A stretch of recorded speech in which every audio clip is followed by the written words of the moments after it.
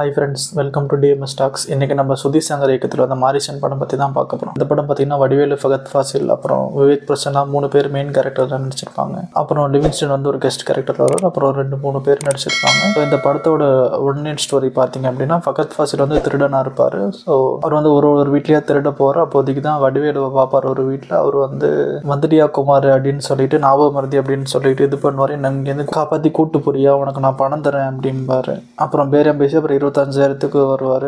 அப்புறம் ஏடிஎம்ல போயிட்டு பணம் எடுத்து கொடுக்கும்போது அவர் அக்கௌண்ட் 25 லட்சம் இருக்குன்னு இவர் பார்த்துருவார் ஃபகத் ஃபாசில். அப்போ என்ன ஆகும் அப்படின்னா, இவர்கிட்ட நம்ம அந்த 25 லட்சத்தை எப்படியாவது ஆட்டையை போட்டுருந்தோம், 25 லட்சம் நம்ம அவர்கிட்ட அடிச்சிட்டோம்னா நம்ம லைஃப் செட்டில் ஆகிடும், அதனால இவரை விடக்கூடாது, ஃபாலோ பண்ணி இது பண்ணணும் அப்படின்னு சொல்லிட்டு இது பண்ணுவார். வடிவேலுக்கு வந்து பார்த்தீங்கன்னா ஞாபக மருதியாக இருக்கும். ஸோ அவருக்கு வந்து எதாக இருந்தாலும் மறந்துடும். அவர் பையன் பேர் குமார், போலீஸ் அப்படின்னு சொல்லிட்டு சொல்லுவார். ஒரு சில டைம் ஃபகத் ஃபாசில் வந்து குமார் வந்துட்டியா குமார் அப்படிம்பாரு. படம் பார்க்கும்போது நம்மளுக்குலாம் யாரா அந்த குமார்ன்ற மாதிரி இருக்கும். பட் படம் முடியும் போது தான் தெரியும் யார் இந்த குமார் அப்படின்ட்டு. ஸோ அந்த மாதிரி ஒரு 1 hour பார்த்தீங்கன்னா பைக் ட்ராவல்லையே போவோம். ஃபகத் ஃபாசில் கூட வந்து அவர் ட்ராவல் பண்ணிக்கிட்டே இருப்பார். அதாவது ஃபகத் ஃபாசில்கிட்ட வந்து இங்கே போகணும் இங்கே போகணும் அப்படின்னு சொல்லிட்டு ஒன்று சொல்லிக்கிட்டு இருப்பார். ஸோ அவங்க வந்து எதனால அங்கெல்லாம் போகிறாங்க. ஃபகத் ஃபாசில் வந்து பைக்கு திருடிடுவார். அந்த திருட்டு பைக்கில் இவங்க 2 பேரும் போவாங்க. ஸோ போகிறப்ப அவர் வந்து அந்த 25 லட்சத்தை ஆட்டையை போட்டாரா இல்லையான்றது தான் கதைன்னு நினைப்போம். ஆனால் அதான் இல்லை. ஃபர்ஸ்ட் ஹாஃப் வரைக்கும் தான் அது கதையாக போகும். செகண்ட் ஹாஃப்லேருந்து வேற ஒரு காட்டுவாங்க. அதாவது ஃப்ளாஷ்பேக் மாதிரி காட்டுவாங்க நிறைய சீன்ஸ். அதில் பார்த்தீங்கன்னா செகண்ட் ஹாஃப் நல்லா இன்ட்ரெஸ்டிங்காக, ஃபர்ஸ்ட் 1 hour கொஞ்சம் போர் அடிக்கிற மாதிரி இருக்கும். என்னடா அது பைக்லேயே சுற்றிட்டு இருக்கானோ 2 பேரும், வேறு வேலையே இல்லையா அது இதுலாம் தோணும்.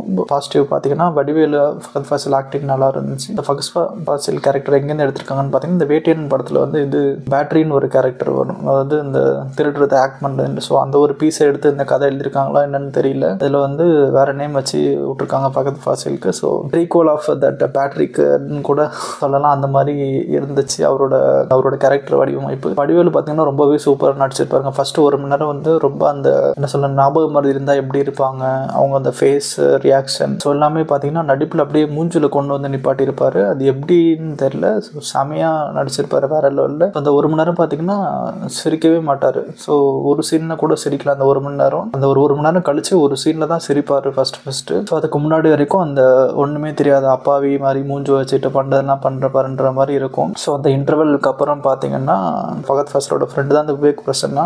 இவரும் சேர்ந்து தான் அந்த இவர்கிட்ட ஆட்டை போடணும்னு நிறைய பிளான்லாம் பண்ணுவாங்க. ஸோ அதுக்கப்புறம் செகண்ட் ஹாஃப்லேருந்து என்னடானா, வடிவேலு எதுக்காக இங்கெல்லாம் ட்ராவல் பண்ணுறாருன்னு பார்த்தீங்கன்னா, போயிட்டு ஒருத்தவங்களா போட்டு தள்ளிட்டு வருவார். ஒரு 4-5 கொலை பண்ணியிருப்பார்.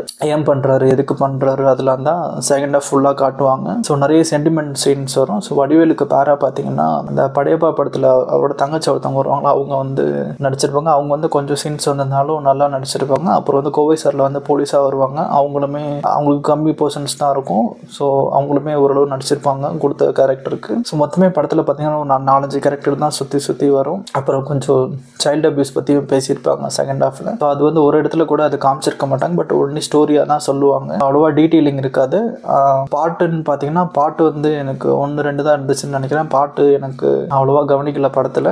பட் பிஜிஎம் நல்லா இருந்துச்சு. பிஜிஎம் வந்து அந்த தேட்டரில் பார்க்கும்போது ரொம்ப எஃபெக்டாக அந்த கிளைமேக்ஸ் பிஜிஎம் அதெல்லாம் போடுவாங்க தெரியுமா ரெகுலராக, அந்த மாதிரி பிஜிஎம்லாம் நல்லாவே சூட் ஆச்சு. நிஜமாவே இந்த படத்தில் வந்து வடிவேல் வந்து செமையாக நடிச்சிருப்பாருங்க. அவருக்கு வந்து அந்த வில்லன் கேரக்டர் கொடுத்ததாக கூட செமையாக சூட் ஆகும்னு நினைக்கிறேன். ஏன்னா அந்த அளவுக்கு பர்ஃபார்மன்ஸ் பண்ணியிருப்பார் பயங்கரமாக. ஸோ இதுக்கு முன்னாடி ஒரு நடிச்ச அந்த கேங்கர்ஸ் படம் காமெடி ரோல் கம்பேர் பண்ணுறப்ப இந்த படம் வந்து ஃபார் பெட்டர்னு சொல்லுவேன். ஏன்னா படத்துலேயே மொத்தமாகவே ஒரு 3-4 சீனில் தான் சிரிச்சிருப்பாரு. ஸோ அப்புறம் காமெடின்னு பார்த்தீங்கன்னா, காமெடி வந்து டைரக்டாக இருக்காது, கொஞ்சம் டார்க் ஹியூமர் மாதிரி இருக்கும், கொஞ்சம் இன்டைரக்ட் காமெடி மாதிரி இருக்கும். பட் உங்களுக்கு புரியும், அது அவங்க பேசும்போதே புரியும். ஸோ காமெடி வந்து அங்கே இங்கே கொஞ்சம் ஒர்க் அவுட் ஆகிருக்கும். பட் ஒரு சிலருக்கு இந்த படம் பிடிக்காது. ஏன்னு கேட்டிங்கன்னா, ரொம்ப போர் அடிக்கிற மாதிரி இருக்கும். ஏன்னா வண்டியிலே சுற்றிட்டு இருக்கானோ 1 மணி நேரம் அப்படின்ட்டு 1 மணி நேரத்துலேயே உங்களுக்கு படம் பார்த்ததுமே போர் அடிச்சிடும். அப்புறம் செகண்ட் ஹாஃப் வந்து எல்லாமே கொஞ்சம் ஈஸியாக கெஸ் பண்ணுற மாதிரி தான் இருந்துச்சு. ஸோ ஒரு சிலருக்கு இந்த படம் பிடிக்காது, ஒரு சிலருக்கு பிடிக்கும். ஸோ வடிவேலு ஆக்டிங், அப்புறம் ஃபகத் ஃபாசில் கேரக்டர், அந்த 2 பேருக்காகவே படம் பார்க்கலாம். நிஜமாவே வடிவேலு இந்த படத்தில் வந்து சூப்பராக நடிச்சிருப்பார். ஸோ இந்த மாதிரி சீரியஸ் கேரக்டர் அவர் நடித்து நான் அப்போ தான் ஃபஸ்ட் டைம் ரொம்ப ரசித்து பார்த்தேன்னா அந்த அளவுக்கு பர்ஃபார்மன்ஸ் பண்ணியிருப்பார். மற்றபடி லொக்கேஷன் வந்து 2-3 லொக்கேஷன் தான் வரும். ஸோ ஊர் சுற்றிக்கிட்டே இருப்பாங்க. அந்த மாதிரி தான் போகும் படம் ஃபுல்லாக. கிட்டத்தட்ட விடாமுயற்சி மாதிரி இருந்துச்சு. விடாமுயற்சியில் வந்து அஜித் வந்து பொண்டாட்டியை காணும்னு சொல்லிட்டு காரில் தேடிட்டு இருப்பார். இவங்க வந்து கொலை பண்ணணும்னு சொல்லிட்டு ஃபகத் ஃபாசிலே தெரியும், ஃபகத் ஃபாசில் கூட்டிகிட்டு சுற்றிட்டு இருப்பார். ஸோ அப்படி தான் இருக்கும் படம்.